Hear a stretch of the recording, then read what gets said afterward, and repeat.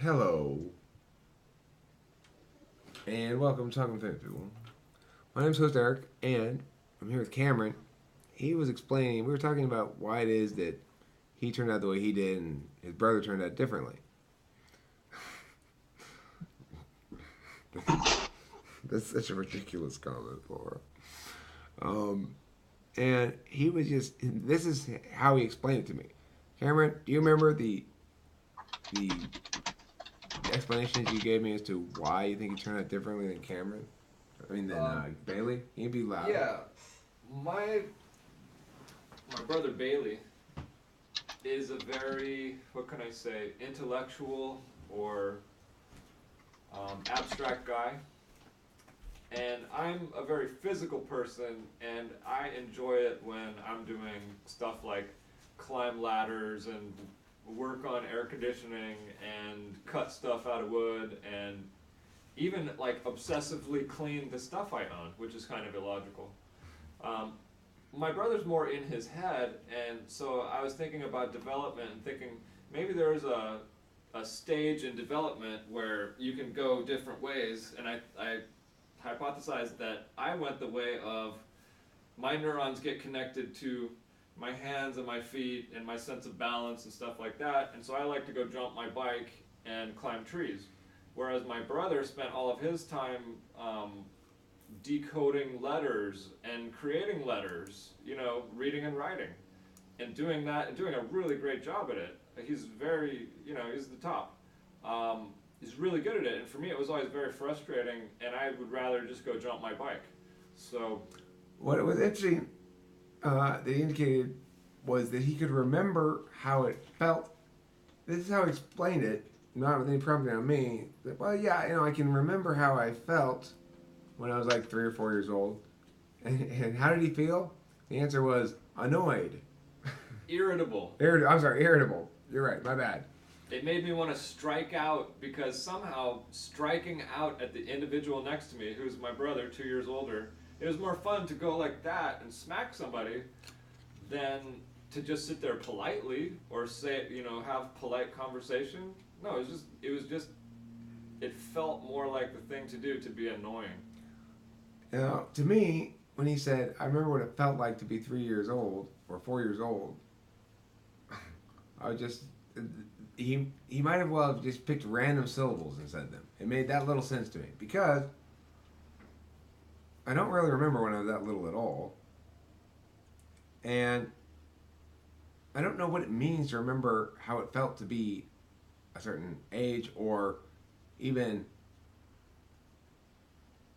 I mean I don't remember what it felt to be anything. I don't think ever. I don't know, but I don't think I remember feelings. Do I? I don't think so. I find that odd. So, like, if you remember a certain event that happened when you were 3, or what's one of the first events you remember? I remember meeting Dave Porter on his driveway. Do you remember, like, oh, I'm happy with this, or you're No, just like, it's just this sort is of like just happening? just sort of a picture in a note, like in my head. Like there's a picture of me on the driveway, or more of like Dave on the driveway, kind of, um, and then there's kind of that at the time I noted that I was meeting these people for the first time. I think that maybe why I have such a bad memory about things in general is that the emotional memory part of the memory is not something I know how to access. It's got to be there. I mean, I can recreate an emotion in my head by remembering, but that's sad almost always, right? It's always sad. I could get myself sad by walking myself through the morning that Lacey got hit by a car and killed. And that morning, if I sat here and pretended in my head and walked myself through the process of getting the call, coming over here, and even now when I'm sort of rushing through it, it's making me a little bit sad. But and seeing her body there and stuff, that would make me sad. But it doesn't mean I remember the emotion when I reference the event in my head, or when I reference that the fact that had happened.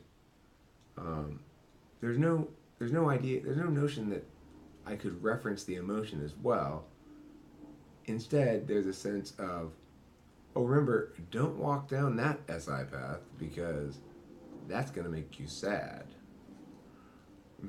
you know, but I don't even see that as remembering an emotion. I just see it as the being able to believe the bad thing that I imagine in my head due to human capacity for imagination, I guess.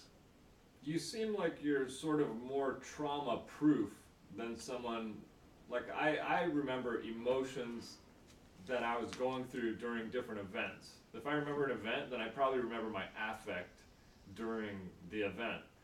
And that would make me more prone to being, stuck in a dumb space that's not really productive to feel some negative emotion or something. So for you not to bring those up immediately would make you more efficient as a human being and less distracted by dumb stuff. Probably. Well, I mean, I think it makes you less distinct as a human being, or at least less less understanding of your own nature and distinctness, because whereas, okay, well, for example, I do have emotional memory in the following way, because I remember very clearly what happened at 7-Eleven. There's a perfect example of how I remember the thoughts I had and what it meant, but not the emotion itself. Because when I walked out of 7-Eleven, though, one day I said to myself, what was I feeling bad about a second ago? In other words, the feeling persisted and provided me the kernel of information I needed to rebuild what it was I was feeling bad about, right? So the memory itself was rooted in my fear, because of course that's all the memory was comprised of, was really worry and worry about something specific, so maybe some things about the specifics, which in this case it wasn't anything I could do anything about. In that regard it was illogical, but in that regard also it was logical, because the memory of the bad emotion caused me to make this meaning ultimately, right? To have this conversation and do all this shit, because what I actually took away from that was nothing to do with the emotion, but all these other words that I put on top of it. Now, we spoke a while back about the concept that anxiety and fear is your way of reacting to bullying and then bullying yourself. I wonder if that. What were you telling me about bullying a little bit ago? Well, I was just saying that I've been thinking a lot about it, because I see, at least in ENTPs, generally a shared experience of being too FE and getting smacked down for it, right?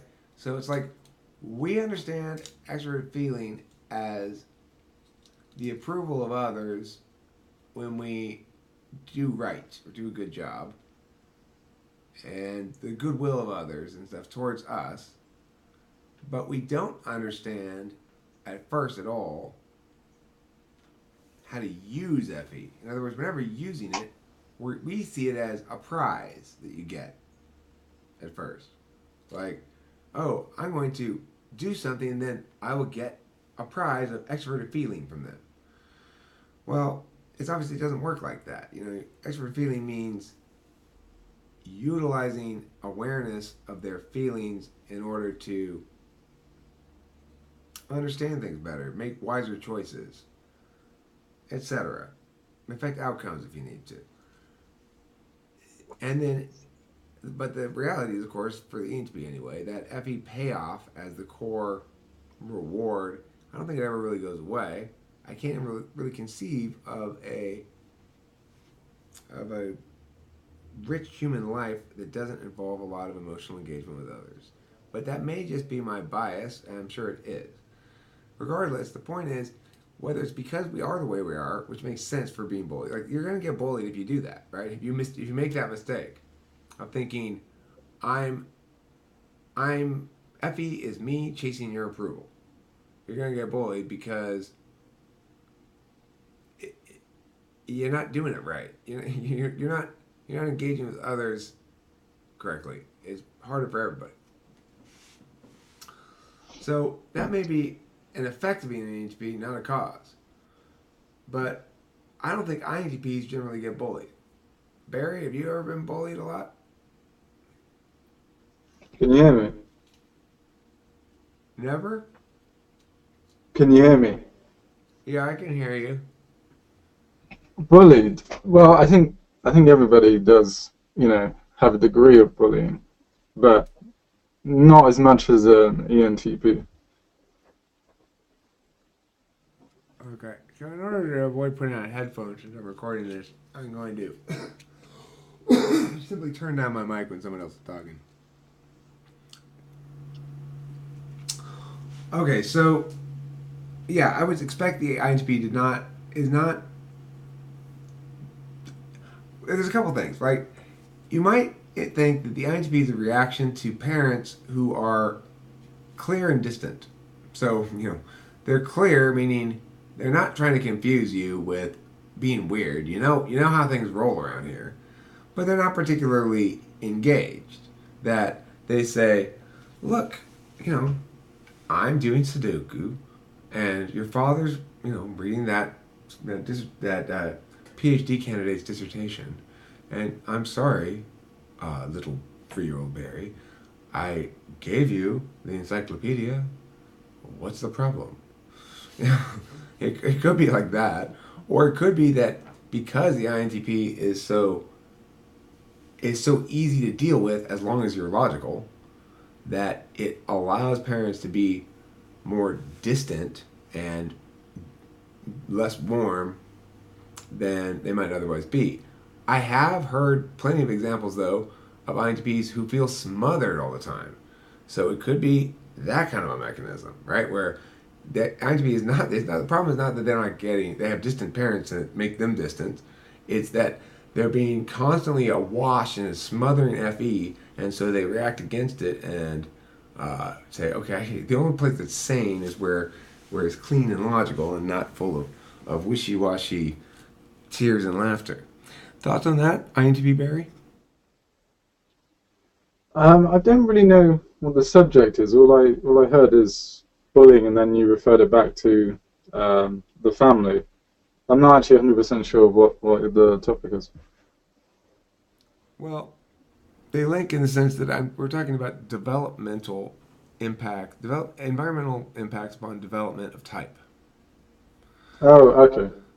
So, that's why it linked into the family is I feel as though ENTPs are basically spoiled at home, just like treated like king of the house or whatever, to some extent or another, not all the way, and then get out in the world and get bullied. And then they turn into adults like me or varying degrees of getting past the internalized failures. It's like for ENTPs, you got to get past the fact that you probably emerge into transitional adulthood, not the cool nerd or whatever, like they say on fucking whatever, but instead damaged, not well liked, self-loathing, and reacting against that, trying to prove shit on some level or not. It's like whether you do a good job of hiding that and whether you do a good job of displaying it to something else is another matter. And then as they get older, they develop their other functions. Well, my thing is a lot of what the ENTP is known as and for and why they are the way they are is probably a reaction to some of those environmental commonalities, not so much anything else. But especially in coordination with a cognitive function, it would make more sense to say that when this cognitive function displays as X, it does so in response to environmental factor Y, whereas when the same cognitive function displays as Z, he's an ISTJ, that's why. No, he's attending to his internal introverted sensing. He sits like that. I'm always sitting like this and always uncomfortable and shit. And Cameron's always, he's aware of his body in space. He doesn't run into shit. He doesn't bump over shit. You go get your little wood thing that you made. Oh, sure. I want to show everybody that. It's super rad. Thank you. And it shows you the radness of spatial shit because the way he painted it, it makes it look like, I mean, I hope it comes through on the camera. It's like almost like an optical illusion. And it's really neato. But, yeah, he's textbook fucking SI Dom. That's, but with T, not with F. So, and it's TE. He, like when we were going to fix I was like, hey Cameron, and normally when he's over here, I'll find something that's broken and sort of start talking about it and hope he'll help me fix it. So, what are you looking for? Oh, well, yes, God, it must be in the garage because Somewhere I looked. God damn it! Sort of. See, this is one of the non-viewers at home. One of the non-spatial things, like about Eric and myself, who are polar opposites in this thing. Sometimes he doesn't know where his shit is. Well, but it's because yesterday I had the day laborers come in and move everything. Of course, yeah. of course. Oh shit, it could be anywhere, really. But it's not. No, it's not that far hidden. It's not deeply hidden because they didn't move that. They just at the last probably stuck it on top of something. Anyway, yeah, textbook. And very helpful. And when we went to approach the fixing of my sewing machine, instead of doing what I did, which is conclude that because the light works, there's no electrical problem, he started with but these wires are frayed, and so even though that wire to that light might be okay, this wire might be the problem. And we should do that first because it's the simplest possible solution. And it will prevent us from doing anything more complicated. Whereas my thinking was to go for the most likely problem, which is that the engine's broken, and start taking apart the engine. Or whatever it is, a motor, whatever you call it thing. So I see that as a perfect example of SITE kicking NETI's ass in that context. He thinks about it differently, right? He doesn't think, what's the most likely problem? That's a logical TI kind of any kind of approach to it. Any thoughts from Barry or anybody else who'd like to chime in?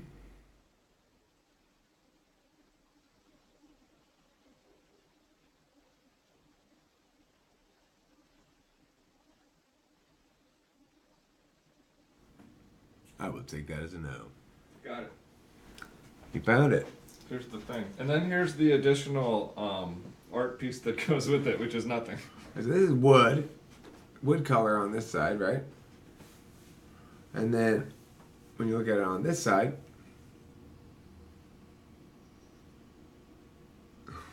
you'll see, it's yellow. And then when you look at it on the bottom side, it's blue.